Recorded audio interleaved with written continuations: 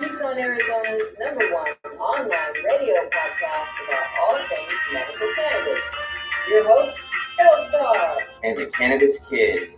The show features news, interviews, and all the latest information about anything and everything medical cannabis related in Tucson, Arizona, and the world at large.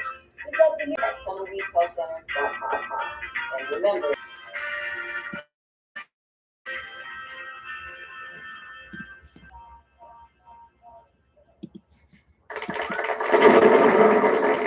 all right, welcome to Weedsday Wednesday, everybody.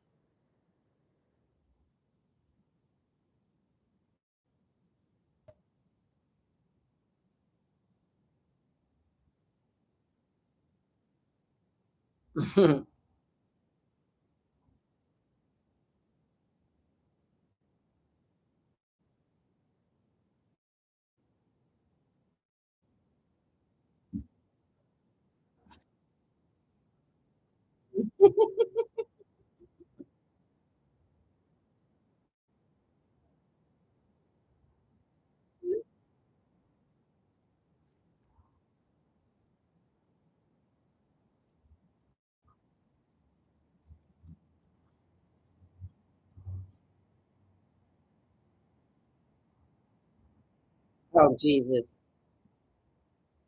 Oh, my God.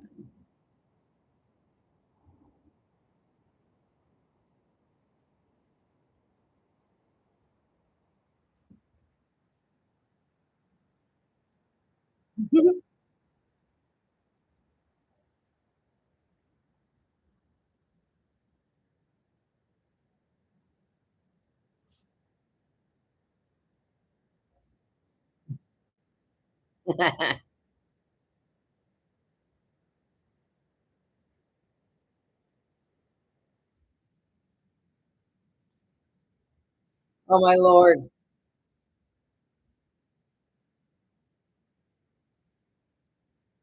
Oh, God.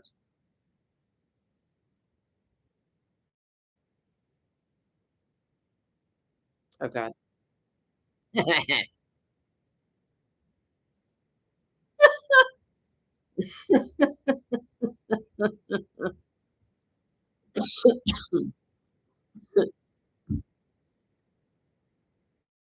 Oh, my God.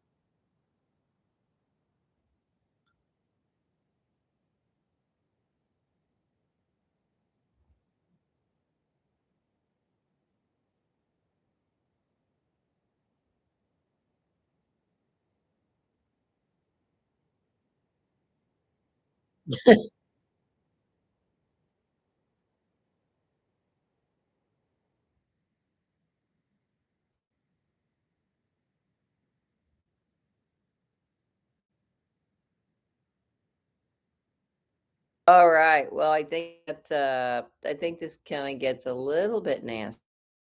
Oh. Oops, sorry about that. All right. Pause that. We are going to let's see, we are going to play our favorite song if we can get there. Oh no, we don't need that. We need nope, not that. Not that. Lordy B.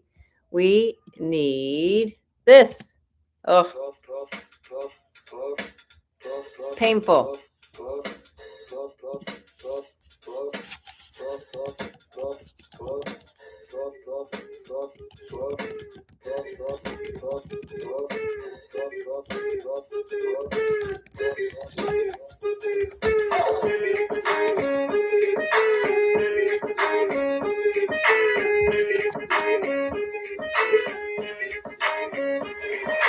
I'm gonna smoke some weed. Only got $20 in my pocket.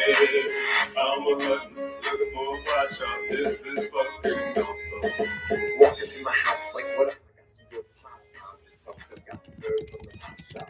Ice in the fridge, it used to be frosty. My friends like, damn, that's a stone ass donkey. Rolling in hella high, looking like it's people time. Dominating on my phone as I eat some sugar guys. Drinks in the study with my girl sitting next to me. Probably should have had a big gulp full of iced tea. But shit, it was 99 cents. I'm just blazing and smoking and about to go and get some munchies. Passing up on those cracker jacks, Reese's Pieces of Parents. I gotta get me some soda pop. Cotton up has been creeping up, but can't remember where I put my keys. Yeah, that's what's up. I'ma take you grandpa's ride. No, for real. Ask your grandma, can I take a 65 to Bill cruising to my local Publix? Nothing better than rolling with two super fly chicks. They have frozen burritos. I bought frozen burritos. I bought some Ben and Jerry's, and then I bought some Cheetos. Hello, my main man Obama. A couple states have just reformed their laws on marijuana. What you gonna do? Send the best there? Hell no. The DEAs will be like, they got volcano. I'm gonna smoke some weed. Only got $20 in my pocket. I'm a hunting, looking for a watch out. This is fucking awesome. I'm gonna smoke some weed. Only got $20 in my pocket. I'm a hunting, looking for a watch out. This is fucking awesome. What you know about the science of marijuana? What you know about people suffering from glaucoma? They need it, it helps them with their condition. If you don't believe me, then just answer my position. Thank your granddad for voting for that guy, Richard Nixon is the president who made the plant illegal. But science is now showing that it's medicine for people, and the private sector's fighting to keep all of that illegal. Alcohol and tobacco, pharmaceutical prisons. I'll take those 4 major lobby groups and fight those motherfuckers. They're making money day and night, all those motherfuckers. And driving Congress out of sight, all those motherfuckers. They be like, oh, it's a and unhealthy. I'm like, how many people are you making wealth? Anti-marijuana lobbies are making all kinds of profits, and they don't want you to stop because of all the special interest. I call that getting swindled and pimp shit. I call that getting tricked by the government. That law's hella old, so it's time to update it, regulate it, and then get it under state control. Peak game, looking to my bullet and the telescope. Think it's gonna stay like this forever? Not hella won't. Not hella won't. Hey, Obama! Stop being a hypocrite.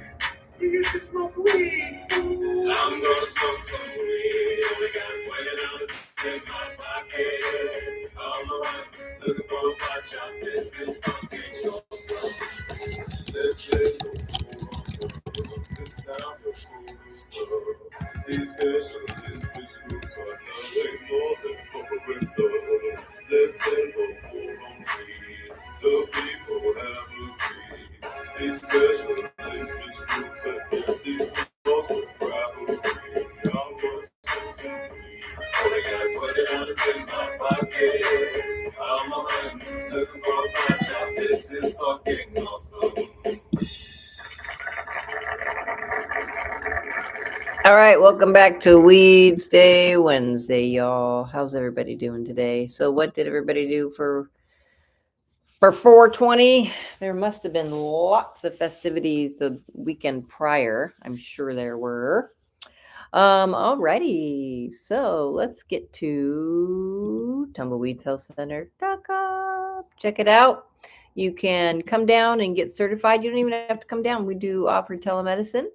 If you want to get certified for your medical marijuana card, lots of reasons to do so.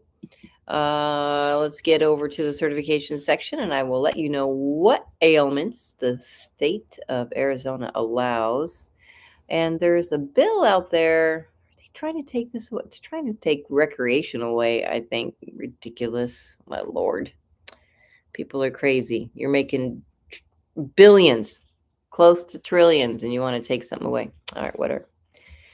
The fact that people are getting healthy is the reason you guys want to take all this away. Okay, so Tumbleweeds Health Center and the Good Leaf at 6224 East Speedway Boulevard. Come on down, get certified. Come get some beautiful hemp and CBD products. We got some mushrooms. Yeah, where's our ooh? Haha, that's a good one. Okay. Here are the conditions you can get your card for. The first one I'm about to read to you, you have to see a doctor for this. It's not our deal. All this comes from the state of Arizona. Um, PTSD. Every year, you have to see a doctor every single year for that. That's not anything that we can diagnose. That has to be your psychologist, psychiatrist, whomever you're seeing for that. It has to be them. Um, and then the rest of them, most all of them, you will have seen a doctor for. I mean, there's, we if you're coming to us with the diagnosis of like cancer, glaucoma, AIDS, things like that, HIV, Hep C, ALS, Crohn's, Alzheimer's, dementia, wasting syndrome, severe nausea, chronic pain. And chronic pain covers everything from migraines, fibromyalgia, leg cramps, muscle cramps, menstrual cramps, as long as it's something chronic, which the state considers 2 months. Yes, it has to be 2 months worth of chronic pain. Seizures, all seizures, epilepsy, muscle spasms, Parkinson's, multiple sclerosis. If you didn't hear your condition, don't worry, because if you have a condition like, let's say, autism, Asperger's, Tourette's, something else, and it's causing anything on this list, then you can get your medical marijuana card. And it's probably a good idea to do so. If you suffer from one of these medical conditions and have been diagnosed by an Arizona licensed physician, medical cannabis may help relieve your symptoms. Tumbleweeds Health Center is Arizona's premier cannabis certification, health, and education center. Our primary focus is to help the patients of Arizona obtain their medical marijuana card and educate everyone about medical cannabis. With current medical records, approval is a simple process. Contact Tumbleweeds Health Center to see if you qualify for your Arizona medical marijuana card. Are chronic conditions holding you back from a happy, healthy life? Get on the right track with Tumbleweeds Health Center. Our CBD products are formulated to fit your health lifestyle. I would definitely say that CBD has changed my life. I mean, I don't worry about my dog anymore, and I don't worry about sleeping anymore. Tumbleweeds Health Center, voted #1 health center in Tucson, has created a proprietary number of CBD blends, each designed to promote health and well-being. Let Tumbleweeds Health Center show you how CBD products might help you improve your life the natural way.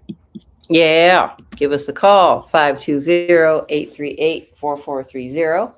You can come on down. We are right next to Bookman's at Speedway in Wilmot. And Beyond Bread, love those sandwiches. Ooh, maybe it's a sandwich day. Yeah, you can even email us your paperwork, thctucson@gmail.com. And if you don't want to come in, but you still want to get your card, please check out our telemedicine options. Fill out the little form, and you're good to go. All right, let's see here. What we got? We got some news. We got some news going on here. We already played the comedy compilation. What else we got? Oh, here's some news. Texas dope seen in head-shaking video dropping a bag of weed on the floor while heading to court.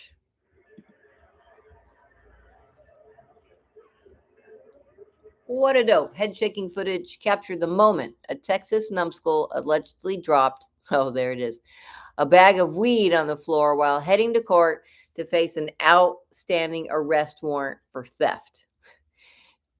Gerald Earl, 38, was caught on wild surveillance video waiting to pass through a security checkpoint at the Harris County Criminal Justice Center in Houston Friday morning when a small baggie suddenly fell from his loosely fitted striped pants after he repeatedly shook them. I wonder if he was just trying to shake them out. Boy, someone is ripe with words this morning. The buffoon, unaware his alleged stash bag had dropped, kept moving through the security line. Dropped your dope at the courthouse, the Harris County Constable's office said in an ex post Tuesday, along with the 12-second clip.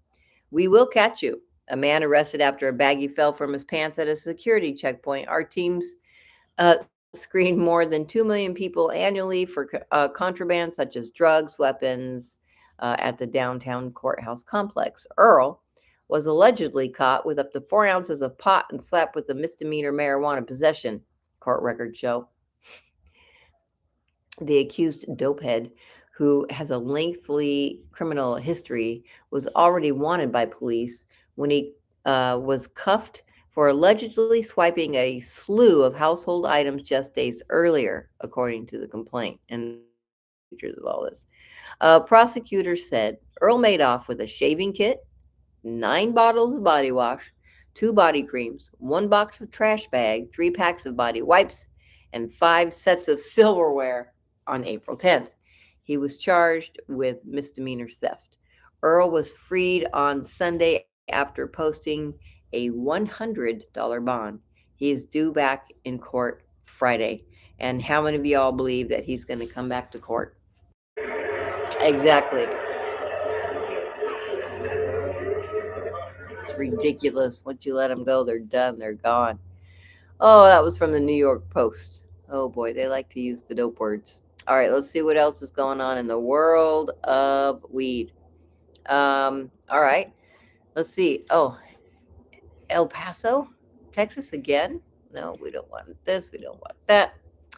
Let's see if they'll let us read it. 6 arrested in Operation 420 targeting marijuana and THC in Horizon City. 6 people were arrested during Operation 420 in an investigation into vape shops in Horizon City selling THC products in violation of Texas law. Well, you guys are getting in trouble, Texas.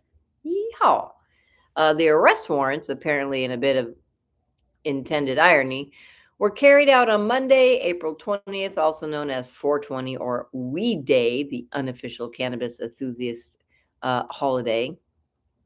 Recreational marijuana is illegal in Texas, even after it has been legalized in most half of the United States. Quote, Operation 420, quote, was conducted by Horizon City Police in coordination with the U.S. Drug Enforcement Administration and the Socorro Police Department, stated a news release by Horizon City Police Officer Carolyn Morales. In the past month, DEA agents had been working alongside police in Horizon City and Socorro as part of an investigation into vape shops selling tetrahydrocannabinol, also known as THC products. During the investigation, surveillance was conducted at several establishments and identified several customers who allegedly purchased THC products in violation of state law, police said. Arrest warrants were drawn up on charges such as possession of a controlled substance and possession of marijuana. The arrests were carried out on 420. 6 people, 4 men, 2 women, ranging in age from 18 to 72, were arrested, police said. 3 men were arrested only on a charge of possession of less than 2 ounces of marijuana. The other were arrested on charges of possession of a controlled substance in various amounts. Dun, dun, dun. And there you have it. Daniel Barunda may be reached at dbarunda@elpasotimes.com. And that's if you want to chat with the author there. Wow. So Operation 420. Geez, guys. What are you up to in Tejas, Texas? Whoop, whoop. All right. No, we don't want to claim anything. All these pop-ups that come up are just actually, they're just ridiculous. All right. Okay, let's see what's going on in the world of weed around the planet. Did we check? No, not yet. All right. Yes, Arizona, azmarijuana.com. If you go to the homepage, let's see what's going on. What if you go to the homepage? There's cannabis deals, cannabis news, videos, memes. Let's go to cannabis news and see what's going on. New cannabis strain launches. Smokies Edibles launches a new cannabis product. Grown debuts new Pixels cannabis-infused edibles. Oh, those look crazy. Oh, those are weird looking. Those look like those, what are those called? Those, they're licorice flavored from Good and Plenty's. Oh my gosh, that looks like a Good and Plenty. Wow. Woo! That takes me right back to licorice flavor. Holy cow. Week long. Oh, just 420 celebrations. All right. 10 days of cannabis events at True Leaf. Let's see. Oh, it's probably over because it probably ended on 420. So, All right, let's see what's going on in High Times for their news. Let's see what they have going on. Editorials, news, and all right. They said weed would destroy America. They were wrong. They're still cashing in. Of course they are. Colombia to cull dozens of hippos, from Pablo Escobar's pets to a chronicle of death foretold. No, don't show me a hippo. Never mind. The legends who built cannabis culture are finally certified. It's called Oakland Legendary. Oh, okay. Legalization was supposed to be bad for kids. It turned out to be the opposite. Let's see. Okay. See what's going on with the babies. All right. So now Trump likes mushrooms. Are we going to do the Schedule 3 thing or not? What's going on? All right. 30 years into the transition to regulated cannabis markets, teen use and ease of access are at or near the lowest levels ever recorded. It's prohibition, not legalization, that put kids most at risk. It says this is an op-ed. Okay. Legend has it that 420's association with cannabis began in 1971. Oh, okay. We're going to just roll with this article. Sorry, I have no idea where this is going now. With a small group of California high school students who used 420 as a code to meet after school at, of course, 4:20 p.m. to get high. In 1971, cannabis was illegal everywhere, and there were more than 400,000 cannabis arrests across the United States. Despite that, those kids had no trouble buying weed. Over the next quarter century of zero tolerance rates, teens' access only increased. 1996, when California became the first state to legalize cannabis for medical use, arrests surpassed 700,000 per year. Whoa. That would rise to more than 870,000 before Colorado and Washington became the first states to legalize adult use markets in 2012. Those millions of arrests and convictions, and quite often incarcerations, and the cascading negative externalities that go with them, fell overwhelmingly in every single state on the young, the poor, and people of color. Today, 24 states have legal adult use cannabis markets, and those states have reduced arrests by an average of 84%, driving annual U.S. cannabis arrests down from nearly 900,000 to just over 200,000. What they predicted versus what happened? Where marijuana is legal, young people are more likely to use it. Massachusetts Governor Charlie Baker and Boston Mayor Marty Walsh opposing their state's legalization initiative. Boston Globe 2016. If you legalize marijuana, you're going to kill your kids. Nebraska Governor Pete Ricketts said in 2021. In Massachusetts, teen cannabis use is down 25% since Baker and Walsh made those predictions. They were wrong. 30 years into our transition to use and ease of access are at or near the lowest levels ever recorded. It's prohibition, not regulated markets, that increase kids' access to cannabis and puts them most at risk. According to the National Institute of Drug Abuse's Monitoring the Future, the largest longitudinal teen drug use survey in the United States, the percentage of 8th graders reporting that cannabis is easy or fairly easy to obtain has fallen from a high of 55% in 96 to 25% today. Among 10th graders, easy or fairly easy access is down from 80% to 41%. And among 12th graders, from more than 90% to 65%. Legalization and youth access by the numbers, 84% average reduction in cannabis arrests in states with legal adult use markets. Wow. Did you hear that? 84%. 25% drop in teen cannabis use in Massachusetts since legalization. and 55% to 25% eighth graders who said cannabis was easy to obtain. 1996 versus today. All right, and it's not just access. CDC data shows that past month teen cannabis use has declined significantly in virtually every state that has established a regulated market. It is illicit sellers, not licensed dispensaries with mandatory ID checks, who are the primary source of cannabis for teens. Adam J. Smith, the executive director for Marijuana Policy Project, said, "Why regulated markets work better for kids. When adult consumers move from illicit to regulated markets, demand in the illicit market falls, and with it, the number of sellers. And it is illicit sellers, not licensed sellers with mandatory ID checks, who are the primary source of cannabis for teenagers.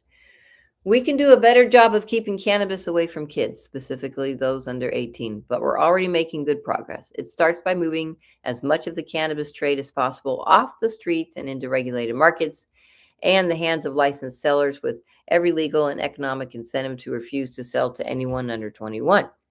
And we know that people who delay substance use into adulthood have far lower rates of substance abuse than those who started as teens." The plot twist in the 420 origin story: those kids in California in 1971 getting high after school at 420 had no trouble buying marijuana under prohibition.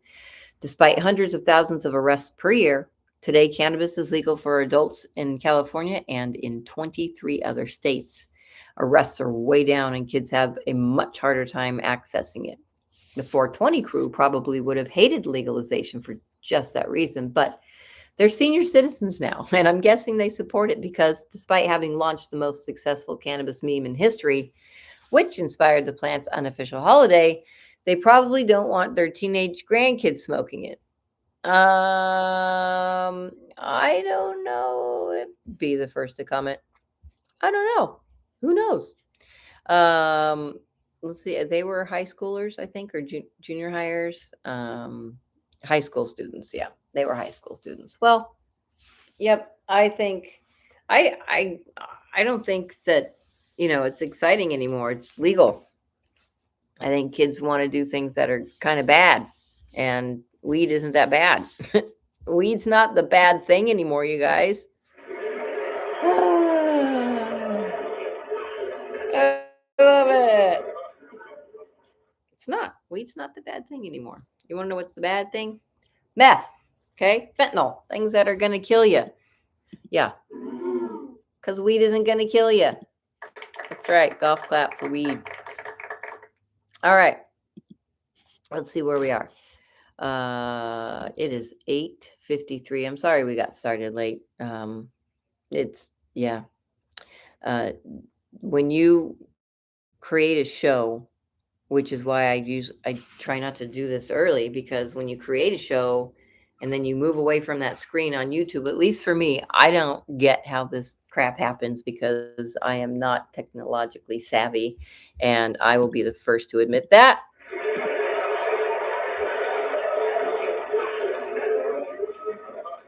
So that's why we were late. Okay, let's see. Psychedelic reform is spreading faster than anyone expected. The movement is trying not to blow it. I know it. Well, Trump's getting in on the action. Trump's a bandwagon guy. Come on, let's just admit it. He likes to be on the bandwagon. Whatever's popular. Except right now, he's not very popular. I'll tell you that. All right, this is high time. Psychedelic reform is spreading faster than anyone expected. In March 2026, Oregon signed into law significant modifications to its psilocybin services program, the first regulated psychedelic access system in the country, now 3 years into operation and already being revised. In this month, trigger laws advancing the potential medical use of psychedelics gained around in South Dakota, Mississippi, and West Virginia. New Jersey had signed a $6 million 2-year psychedelic research initiative into law in January. New Mexico's medical psilocybin program, the first to pass through a state legislature rather than a ballot measure, was already operational. In Alaska, organizers were gathering signatures for a 2026 ballot initiative that would decriminalize and regulate psilocybin, mescaline, and DMT under a grow, gather, gift model. That means you and your friends can trade it. You can grow it and trade it. That's fine. Or give it away. You give it away, not trade. This is not the psychedelic reform movement of 2020. It is faster, more geographically diverse, more bipartisan, and considerably more complicated.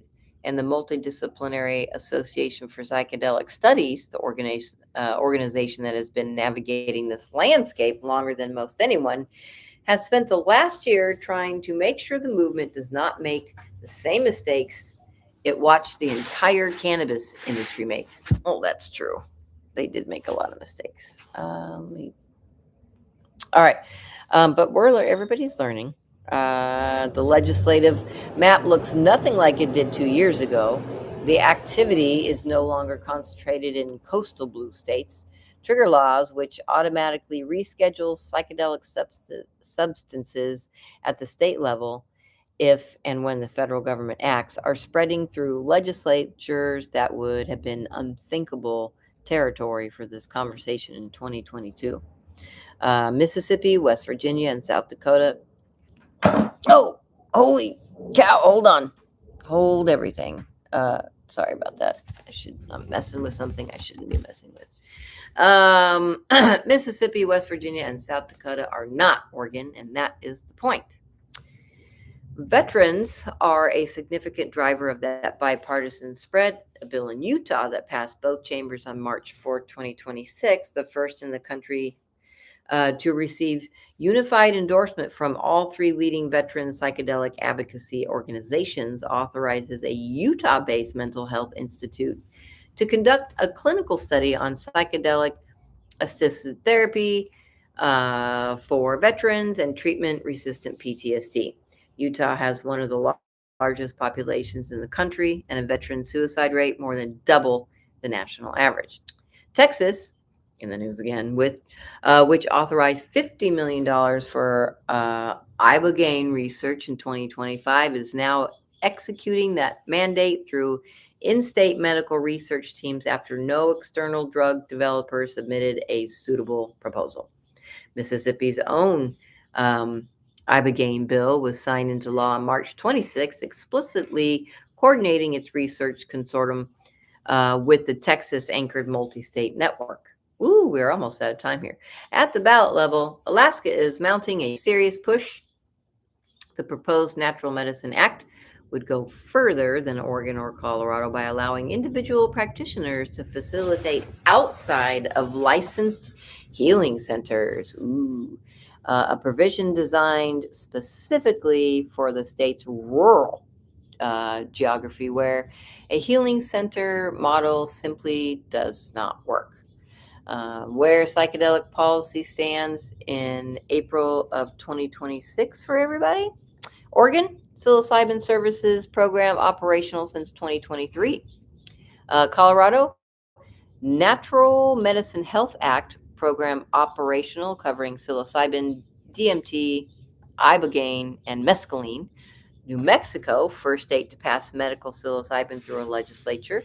New Jersey, $6 million psychedelic research initiative signed into law January 2026. Texas, $50 million ibogaine research mandate executing through in-state medical teams. Mississippi, ibogaine research signed March 26, 2026, coordinating with Texas's framework. South Dakota, West Virginia, trigger law bills advancing in 2026 legislative sessions. Utah, veteran-focused psychedelic assisted therapy research bill into law, signed into law March 4th, 2026. Alaska, ballot initiative and signature gathering phase for 2026 election. And Massachusetts, multiple competing bills advancing regulated access model, gaining legislative preference over decriminalization. And Well, there you have it, folks. Let's see if we can just scoot this on down. We're going to move this down the road here, right here, I think it is. And we're going to hopefully, here we go. Sorry. All right, that's it, kids. Thank you for tuning in to Weedsday Wednesday. We super appreciate it. And I know you were wondering, and I forgot to mention April 22nd. How many days until Christmas? 247 days until Christmas, 248 until it's over. Silver Sister, fair warning, start shopping now. All right, thanks for tuning in. As always, be smart, be safe, and educate. Have an awesome day. We love you guys.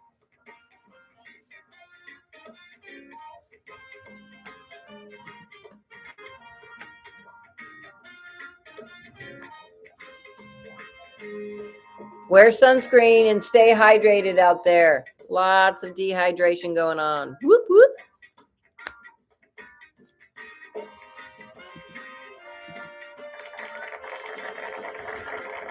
Happy Weedsday Wednesday, everybody.